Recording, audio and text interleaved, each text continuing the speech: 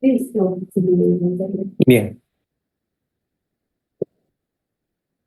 bueno, hoy vamos a completar el tema del tratamiento del tumor de Wilms con los grupos 3, 4 y 5, pero con el enfoque del Children's Oncology Group. Eh, bien, bueno, yo creo que hubo suficiente información en la exposición de Judith acerca de cómo fue evolucionando el tratamiento en el COG. Pero pues algo como para reforzar, hay que tener en cuenta que mucho de esto, sobre todo porque vamos a hablar de estos grupos en los que digamos que los resultados no son los más adecuados, los mejores, pues. Entonces, con el advenimiento de las mejoras en técnicas tanto de sedación del paciente como de resección tumoral, el cuadro para ellos fue mejorando, teniendo en cuenta pues que la resección tumoral, al menos en el enfoque de COG, es la base del tratamiento. Entonces, también con la mejora en la parte de cuidados pre y postoperatorios, todos estos resultados han ido evolucionando. Entonces, por ejemplo, en la parte de abajo hay datos claves que nos van a ayudar pues a entender que el grupo NWTS no empezó con toda esta innovación en el tratamiento, sino que fue juntando cosas que ya se habían probado en otros lugares y haciendo pues como estandarizando los manejos. Entonces, por ejemplo, la primera resección renal transabdominal se describe en 1931 por Mixer. Es en el Children's Hospital en Boston, donde en el 35 ya incluyen dentro del tratamiento radioterapia. Para el 58 y el 63 respectivamente, se comprueba que la actinomicina y la vincristina sirven en este tratamiento. En 1966, Farber es el que describe los primeros resultados de quimioterapia adyuvante y en el 1968 se da pues la formación del NWTS. Entonces, esta diapositiva resume muchos años de varios protocolos que fueron la base para posteriormente formar los estudios del COP. Entonces, bueno, asimismo, como en el caso de Judith, vamos a ver uno por uno los estudios, tratando solo de enfocarnos en aquellos que tienen algún aporte en los grupos que mencionamos, del 3 al 5. Entonces, bueno, en el primer NWTS, lo que vamos a tener en cuenta es que ya se hablaba de una clasificación clínica. Pero esta clasificación como grupo clínico tenía una base anátomo-quirúrgica. Para ese momento, pues todavía no se hablaba de factores biológicos, ni de riesgos, ni de factores moleculares. Entonces, bueno, pues cuando lo podamos checar, pero básicamente son tumores que tienen extensión, que se resecan, que pueden dejar un residual y que tienen metástasis o en el caso de los bilaterales. Los bilaterales sí fueron, digamos, tuvieron que esperar un poco más hasta estudios posteriores porque pues en estos era un poco más difícil planificar cómo se iban a tratar, porque la base es la resección. Entonces, desde este primer grupo desde ese primer estudio, perdón, ya se empieza a hablar cuáles son las características que nosotros vamos a considerar para definirlos como grupo uno, grupo 2, grupo 3 y grupo 4. Y bueno, el 5. Entonces, bueno, ya vimos con Judith los resultados en los grupos de 1 y 2. Sin embargo, pues la clave está en el hecho de que grupo 2 y grupo 3 se unen para poderlos randomizar. Entonces, aquí vemos la diferencia entre un grupo y el otro grupo, porque aquí lo que se trataba de buscar era si era mejor darle solamente actinomicina, solamente vincristina o una combinación de las dos. Bueno, claro, todo esto con la terapia adyuvante que ya tienen, que es la cirugía y la radioterapia. Mientras que en el grupo 4 vamos a revisar si es que hay utilidad o no en darles vincristina preoperatoria. Y aunque esto de aquí, digamos, hoy en día nosotros sabemos cuál es el tratamiento y que si una cosa sirve o no sirve, pues son estos estudios los que establecieron por primera vez la utilidad, por ejemplo, de la combinación o en este caso, pues la no utilidad de la vincristina preoperatoria. Entonces, los objetivos eran eso. Vamos a evaluar estas terapias como monoterapia versus terapia combinada en pacientes con enfermedad tanto extendida como con residual abdominal. Mientras en el grupo 4 vamos a evaluar esta eficacia de la vincristina preoperatoria y el grupo 5 en este caso pues no vamos a hacer una intervención randomizada, sino que nada más se va a describir.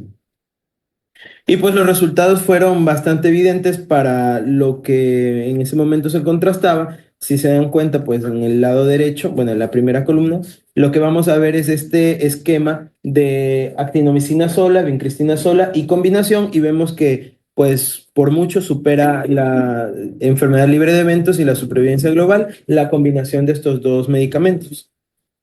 Entonces, las conclusiones fueron esas. Y aquí mucho ojo, porque, por ejemplo, la combinación de los medicamentos era superior a monoterapia, pero aquí a los grupos se les otorgaba pues esta radiación y dense cuenta las dosis. Eran 20 en el grupo 2 y 30 en el grupo 3 que posteriormente van a ser objetivos de otros estudios en los cuales se intenta disminuir esta dosis. Para el grupo 4, bueno, ya queda claro que la vincristina preoperatoria no es de utilidad, sin embargo, ellos concluyen que era un N muy pequeño, apenas eran pues 11 y 13 pacientes, entonces no podían concluir realmente eso. Y aunque esos son los objetivos, perdón, los resultados principales del estudio, hay resultados o hallazgos de este estudio que van a como irse traspasando como ya establecidos de estudio a estudio y que incluso van a llegar a nuestra práctica diaria, que, por ejemplo, en el grupo 2 y 3 el sitio más frecuente de recurrencia va a ser abdomen. Y eso pues se dieron cuenta desde estudios anteriores y aquí se comprobó que la radioterapia abdominal va a reducir esta recurrencia, pero no tiene un impacto real sobre la supervivencia global.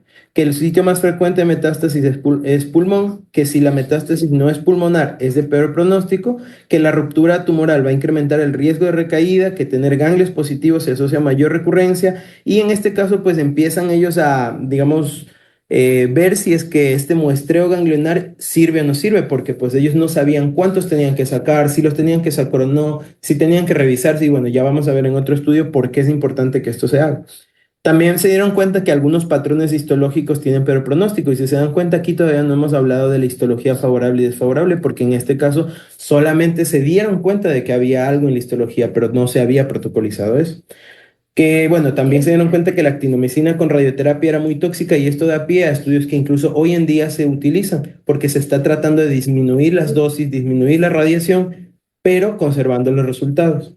Se dieron cuenta que de 12 a 18 meses era el tiempo más crítico que tenían para la recaída y ese hasta hoy se traspola como el periodo de vigilancia crítico, en el cual tenemos pues que estar ahí pendientes si no hay una recurrencia. Y también que la bilateralidad no era sinónimo de que fuera una enfermedad fatal.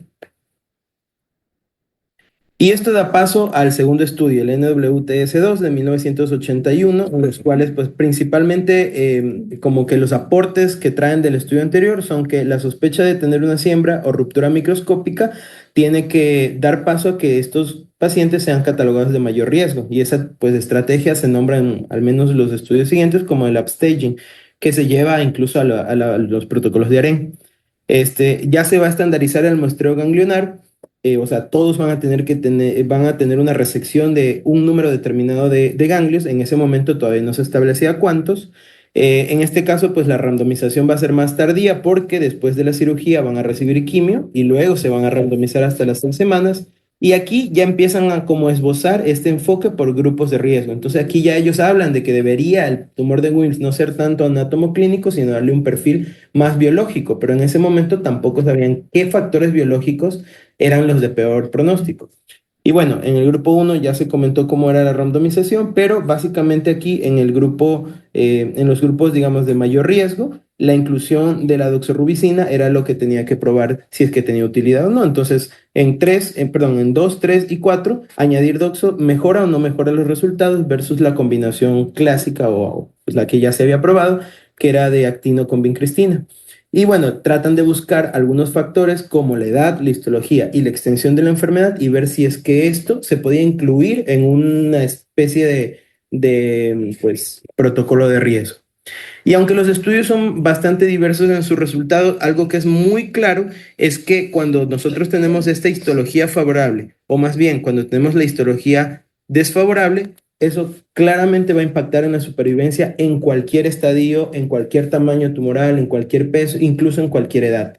Entonces, pues en este caso ya ellos notaron que eso tenía que sí o sí dar paso a una nueva forma de protocolizar hacer el diseño de este estudio. Y bueno, los resultados fueron que del grupo 2 al grupo 4, añadir doxorubicina va a mejorar los resultados pero va a ser más significativo en histología favorable y en enfermedad regional. Y aquí vemos los contrastes de la supervivencia global cuando se utilizan los regímenes mencionados acá, que eran con o sin doxorubicina, teniendo pues al que tiene doxorubicina 77% y 90% en sus resultados versus 63 y 84%. Pero en el grupo 5 pues la doxorubicina mejoró el control, pero todavía los resultados eran muy malos. Entonces aquí algunos datos como histología, edad, ganglios positivos ya se confirmaron como que eran de mal pronóstico. Mismo patrón de recaídas y de metástasis, ya empezaron como a ser mandatorio que se haga un muestreo ganglionar. ¿Y esto por qué? Pues en ese estudio se describe que aunque estos ganglios no sean visiblemente pues alargados o de consistencia diferente o incluso pues en ese tiempo no se hacían estudios funcionales, pero que no sean evidente que tiene metástasis, habían metástasis microscópicas y sacarlos para hacer una correcta estadificación era algo que influía en el pronóstico del paciente. Y bueno, también se dieron cuenta que si reducían al 50% la dosis de los medicamentos en menores de 13 meses, pues los resultados se mantenían y eso es algo que también se lleva a los protocolos actuales.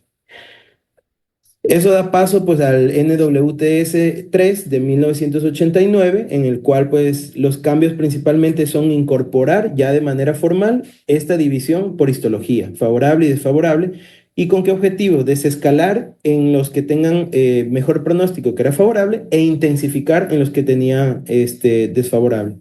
Y eso ya nuevamente era un enfoque más biológico, ya no era tampoco anatomoclínico, sino que ya definitivamente se dieron cuenta que había que guiarse por eso. Y aunque pues hay un diseño ahí de bastante detallado, básicamente lo que ponemos como bajo, intermedio y riesgo es lo que está escrito ahí. Histologías favorables van a ir en intermedio y bajo riesgo y todo lo que sea desfavorable va a ir a alto riesgo.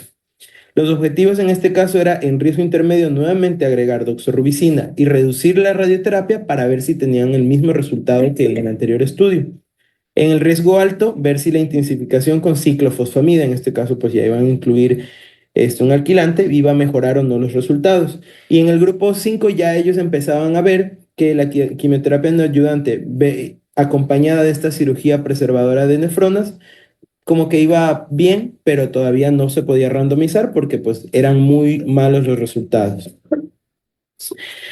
Y estos esquemas de aquí, aunque pues bastante, digamos, llamativos por la forma en la que están distribuidos, son precisamente los antecesores, los iniciales de protocolos que utilizamos hasta hoy, como por ejemplo el WD o el J, en los cuales, bueno, el WD ya lo van a revisar más adelante, pero es el que incluye ya la doxorubicina.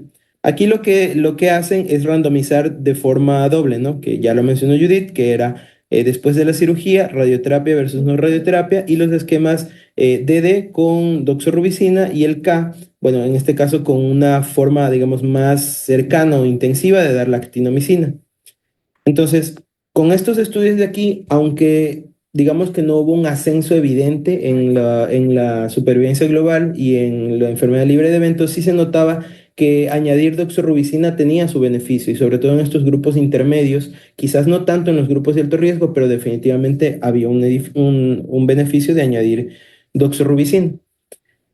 Ahora, lastimosamente, pues las P no eran estadísticamente significativas, se notaba clínicamente que había mejora, pero pues estadísticamente no se reflejaba. Entonces, la conclusión fue que no mejoraba los resultados, pero sí había una tendencia a que haya menos recurrencia de la enfermedad. Ahora, también como disminuyeron, en este caso un grupo llevó una dosis menor de radioterapia, vieron que los resultados eran iguales con la radiación de 10 o 20 grays, de tal manera que pues se aventurarían en el siguiente estudio a bajar la dosis de radioterapia, teniendo en cuenta que casi todos los grupos llevan, bueno, todos los grupos llevan actinomicina y aquellos que tengan radioterapia van a tener mucha más toxicidad. En cambio, en el riesgo alto se dieron cuenta pues que este esquema J con ciclofosfamida no iba a mejorar los resultados, pero en este grupo en particular que tenía histología desfavorable, el sarcoma de células claras se beneficiaba bastante de la doxorubicina y es algo que también vamos a llevar hasta hoy porque pues ya en histología como estas, añadirle la doxorubicina es como de entrada. Bueno, aquí qué más se ve, se valida la histología como un eje pronóstico, o sea, no es que los otros ítems hayan estado como perdiendo vigencia, sin embargo, pues se dan cuenta que este de forma aislada tenía un peso suficiente para pues dirigir la organización. ¿Cuáles eran las histologías favorables? Pues anaplasia, sarcoma de células claras y características rhabdoides. Se dieron cuenta que el descalamiento a 10 grays en estos grupos 3 de histología favorable era seguro y que era menos tóxico. Los patrones de recaída y metástasis eran iguales, dio un mismo periodo de vigilancia crítico y el sistema este de muestreo ganglionar sistemático era funcional, así que ya era mandatorio. En todos los protocolos siguientes siempre se hace ese muestreo ganglionar. Y en este caso, pues, que había ya mejores resultados con la cirugía conservadora, teniendo en cuenta, esto va más como para protocolos quirúrgicos, porque pues ellos ya tenían como la medición de la masa, ver cuánto dejaban y todo eso, son metas que se establecieron posteriormente. Hasta 1998 ya sale el NWTS4 y aquí lo que vamos a ver es que ya ellos de entrada dicen, bueno, vamos a estratificar por biología, ya no solamente por un grupo clínico, sino ya definitivamente por biología. Y en este lo que llama la atención era que por primera vez se incluye la pérdida de la heterocigosidad del 1PI16Q como otro de los ejes que va a dirigir pues el diseño del estudio. Los objetivos en riesgo intermedio era dar menos radioterapia y que dure menos la quimioterapia, mientras en riesgo alto era intensificar pues el esquema para ver si mejoraba los resultados. Y ellos ya hablaban de que este rasgo biológico de la pérdida de la heterocigosidad era indicativo de que requería intensificarse. Lo mismo en el grupo 5 era el mismo enfoque, pero pues las estrategias quirúrgicas eran las que variaban. Y aquí ya se empieza a formar lo que hasta hoy vamos a ver como la estratificación de riesgo, que era el estadiaje, la histología y la inclusión de la biología. Y bueno, para digamos, los grupos que tenían histología favorable, pero tenían este rasgo biológico de la pérdida de la heterocigosidad, nuevamente se iba a hacer la misma randomización, o sea, ya se hizo anteriormente, pero no se sabía que existía este factor biológico. Por eso habían pacientes que eran catalogados como riesgo bajo, que probablemente sí tenían esta pérdida de la heterocigosidad y no les iba bien. Entonces ahora se iba a volver a combinar lo mismo a ver si es que iba mejor. Y bueno, aquellos que tenían histología favorable, pero estaban en grupo 4 se añadía pues también la intensificación. Y para aquellos que tenían histología desfavorable, se empieza a utilizar un protocolo que se llama DD4A, que va a ser un precursor de lo que hasta hoy pues se conoce de la misma manera con otro esquema.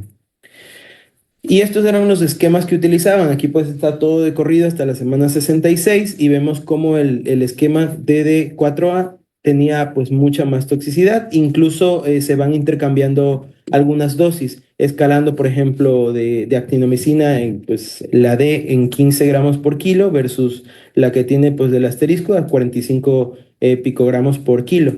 Entonces bueno, en todo caso estos protocolos lo que daban a entender era que efectivamente aquellos pacientes que tenían histología favorable, independientemente del estadio en el que estaban y del protocolo que recibían, no había tanta variación. O sea, como que todavía no se encontraba a quienes se tenía que intensificar y a quienes no, porque los resultados seguían siendo similares. Entonces, ¿cuáles fueron las conclusiones en el grupo 3 y el grupo 4? Si es que en el grupo 3 era de histología favorable, se dieron cuenta pues que la dosis de radioterapia era equivalente, así que era seguro disminuir la dosis de radioterapia, que añadir la doxorubicina, o sea, nuevamente, no mejoraba los resultados, pero había menos datos de recaída abdominal. Y definitivamente, pues que este factor biológico de la pérdida de la heterocigosidad tenía peores resultados. Mientras en el grupo 4 de histología favorable, este esquema de doble D más el alquilante tenía una mejora en las recaídas, pero no tenía impacto en la supervivencia global. Entonces, algo más faltaba hacer o algo no se encontraba todavía que hacía que estos resultados no logren como ser totalmente claros. Bueno, ¿qué fue lo que nos llevamos de este estudio número 4? Que la pérdida de la heterocigosidad del 1P16Q era un factor pronóstico independiente, tal cual en su momento fue la histología. Este de aquí podía cambiar todo el esquema de tratamiento para un paciente. Pero también hubieron algunas situaciones porque aquí se dieron cuenta que si tenían desviaciones mayores en la radioterapia, en este caso, tener retrasos en iniciarla o tener subdosis, definitivamente iba a relacionarse con la aparición de recaídas. Y esto es importante porque en el siguiente estudio va a dar pie a que se hagan evaluaciones del correcto timing para empezar la radioterapia.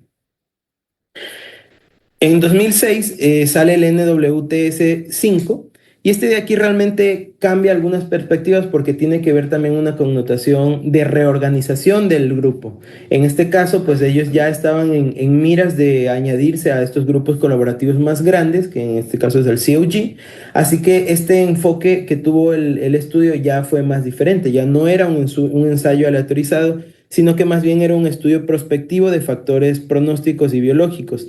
Iban a optimizar regímenes ya utilizados, pero basados ahora en la evidencia terapéutica. O sea, iban saliendo mejores dosis, mejores estrategias de administración, incluso pues ya mejor equipamiento para poder administrar estos fármacos que antes se administraban.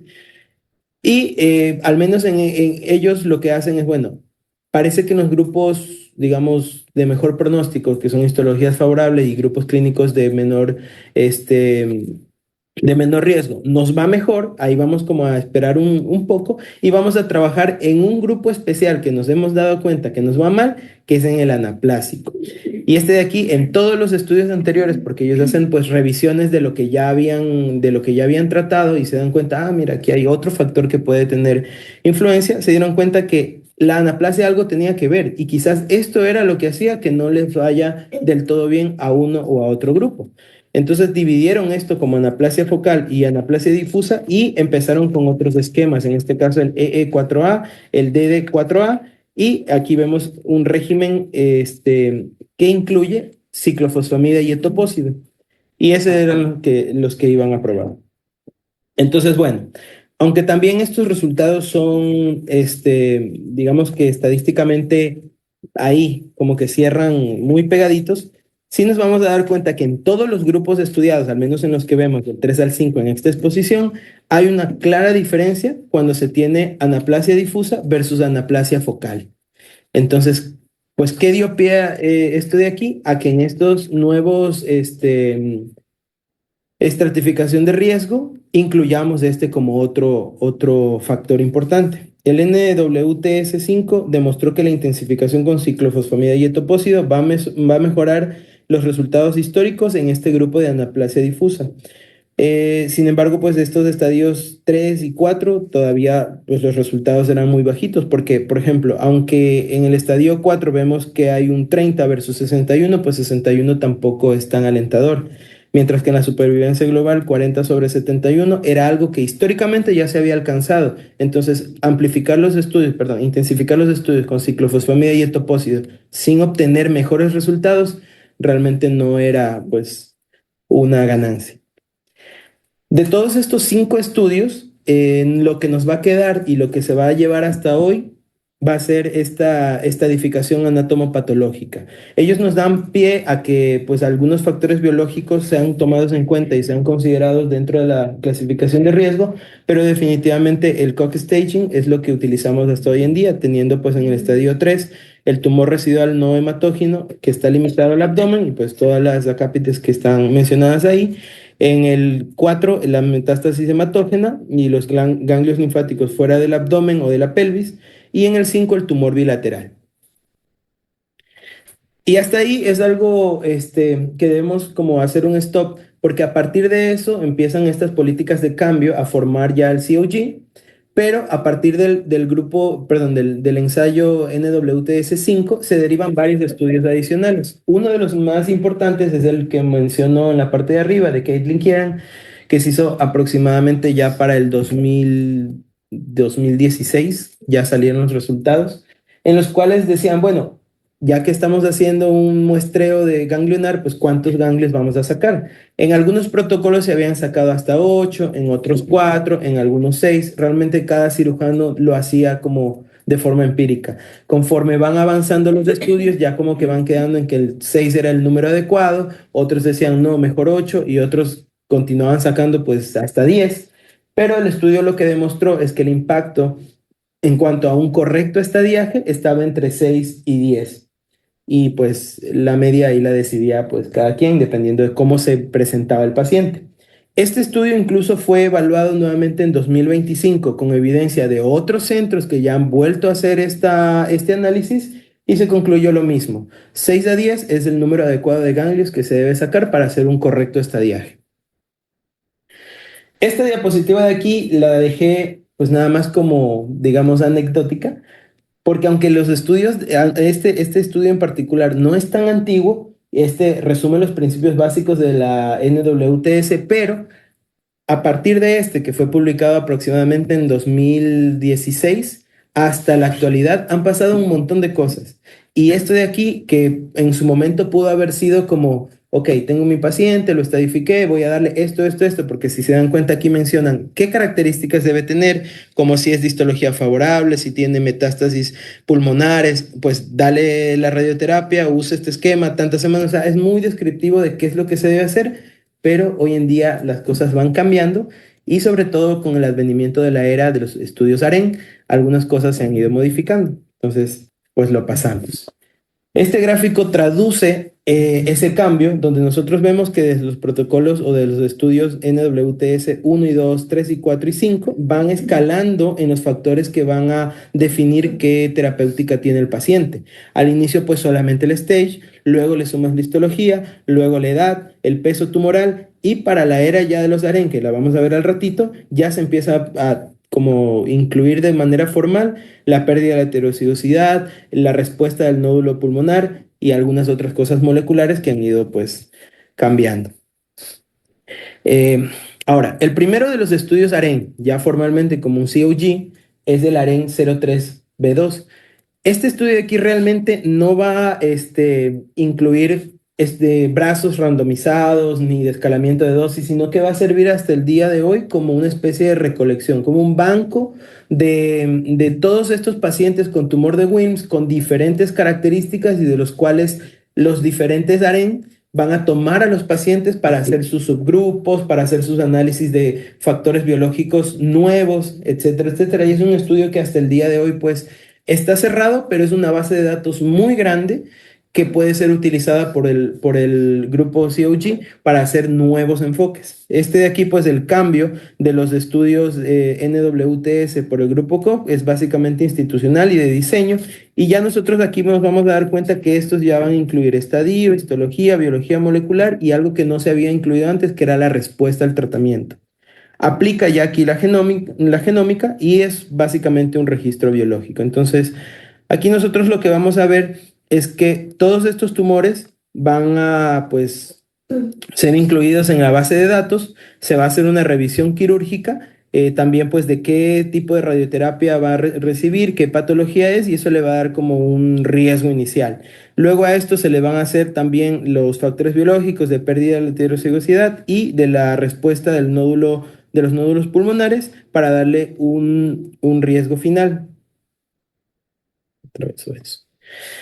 Entonces, en esta gráfica lo que podemos ver es cómo ellos tienen como un enfoque de algunos subgrupos desintensificar y otros aumentar la intensidad de la quimio.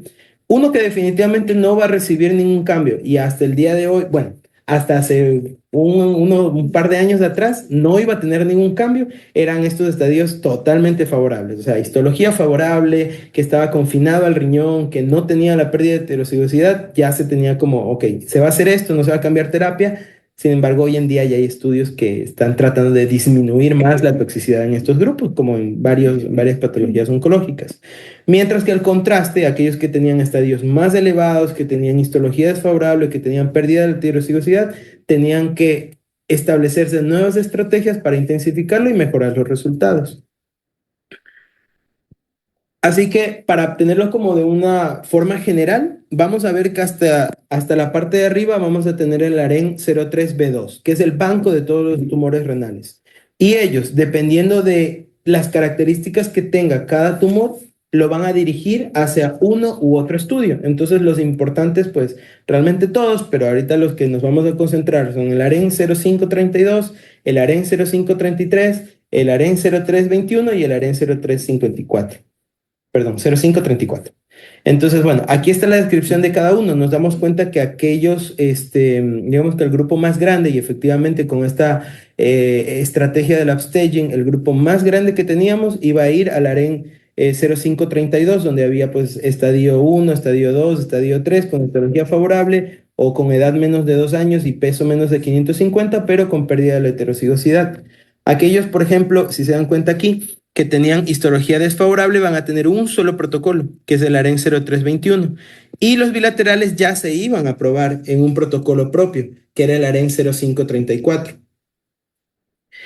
Esta tabla me pareció muy buena. ¿Por qué? Porque va como haciendo un recuento de todos los factores que ya conocíamos, desde el stage, la histología, la edad, el peso tumoral, va incluyendo ya los factores biológicos como la pérdida de la heterocigosidad y la respuesta de los nódulos, y te va mencionando cuál es el estudio al que tienes que dirigirte y buscar el protocolo que vas a utilizar. Te dice también cuál es la probable supervivencia a 4 años y la enfermedad libre de evento a 4 años, e incluso te dice, bueno, por si acaso no lo quieres buscar, aquí está la quimioterapia que tienes que darle. Y si es que, pues, tampoco quieres buscar, aquí está la radiación que tienes que darle. Este artículo está muy bonito, y ahí tiene sus referencias, y precisamente ahí fue donde fui a buscar los protocolos AREN, ¿no? Entonces, vemos que a estos grupos, que son el 1 y el 2 con histología favorable, pero con el marcador de pérdida de heterocigosidad, y al grupo 3 de histología favorable, tenemos que dirigirlos al AREN 0532. Y el AREN 0533, pues el 4, no sé qué es, el 3 y 4 de histología favorable. Y aquí ya podemos ver que ellos hacen una mención a la respuesta que tenga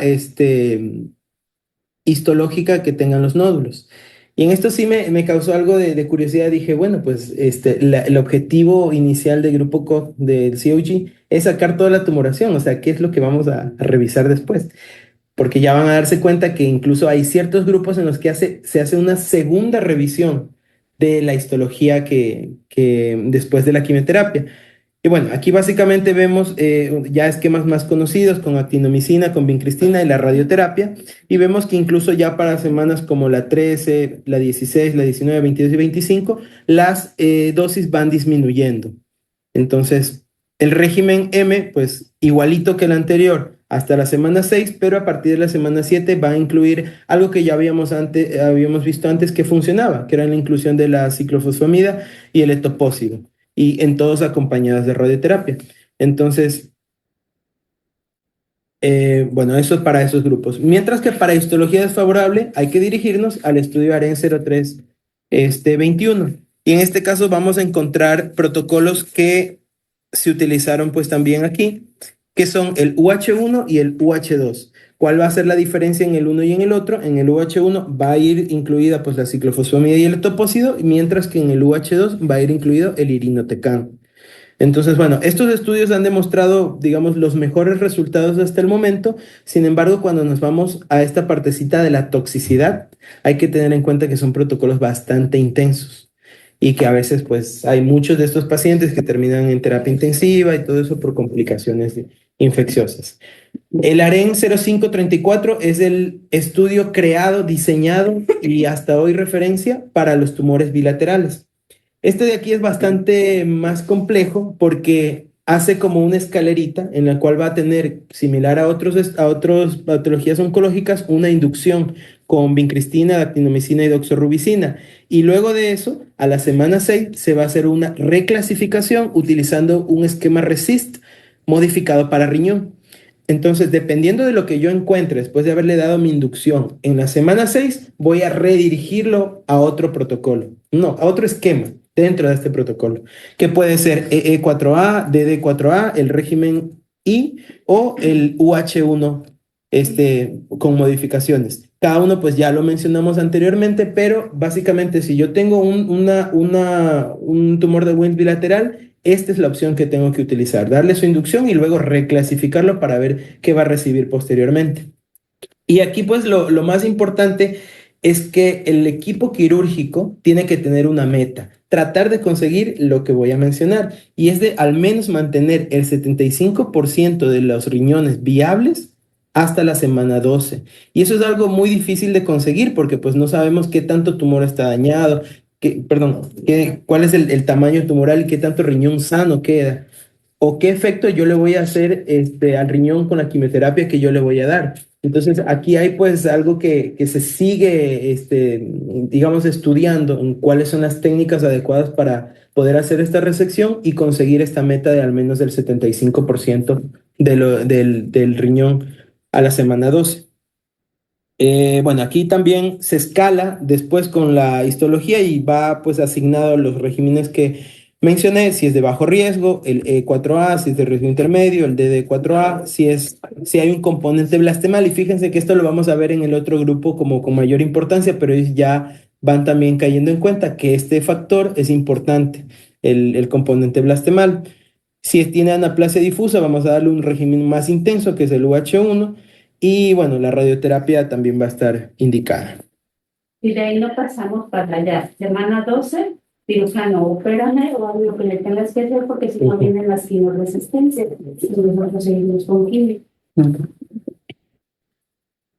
Y este de aquí, que ya lo revisamos en la clase anterior, pues es este nuevo, digamos, es la nueva versión de esta estratificación de riesgo, donde tenemos pues igual el estadiaje, la edad, los factores moleculares, los nódulos positivos, la respuesta nodular, pero aquí ya ellos van incluyendo, porque ya vimos en anteriores estudios que que el tener metástasis, pero que estas no sean pulmonares, también tiene que ver en el resultado final del paciente, así que lo incluyen aquí. Y la histología, pues, post-quimioterapia, que básicamente en algunos grupos no va a aplicar, pero en otros, como el 3, en el que queda el residual macroscópico, o el 4, en el que hay metástasis, o en el 5, donde es bilateral, sí se puede volver a extraer una muestra. Entonces se hace nuevamente un análisis de esa muestra y con eso se va a definir cuál va a ser la estrategia final según un protocolo nuevo que pues se sigue estudiando, que es el AREN 2231. Al ratito lo vamos a ver. Bien, ahora, dosis recomendadas de radioterapia. Radioterapia es algo también que tiene su evolución propia, pero pues ya eso hacía mucho más larga la exposición, pero principalmente el contraste, ¿no? Ya vemos que, por ejemplo, en sarcoma se utilizan dosis muy altas, acá no son tan altas y hay incluso grupos que no van a necesitar. Estadios 1, estadios 2, con histología favorable, no van a necesitar radioterapia, pero básicamente todos los demás sí. Y la dosis media pues va variando ahí entre 10, 10.8 hasta 19. Y aquí pues cuando tratamos de contrastar el estadiaje 3, dependiendo si tiene pues estos riesgos de ruptura en la cirugía, pues se van como incluyendo los boosts.